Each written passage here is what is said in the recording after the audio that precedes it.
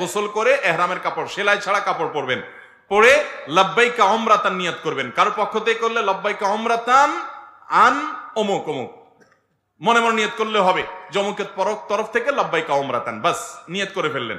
এরপরে আপনি রওনা দিবেন।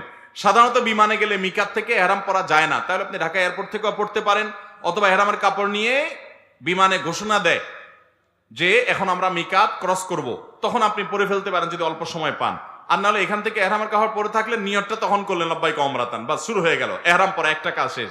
ইহরাম পরার পরে আপনি তালবিয়া পড়বেন, লাব্বাইক আল্লাহুম্মা লাব্বাইক লাব্বাইক লা শারীকা লাক লাব্বাইক ইন্নাল হামদা ওয়ান নি'মাতা লাকা ওয়াল মুলক লা শারীকা লাক।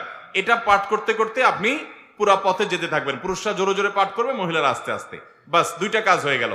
ইহরাম পরা, গোসল করে উত্তম রূপে মিকাত থেকে নিয়ত করা এবং তালবিয়া পড়তে থাকা।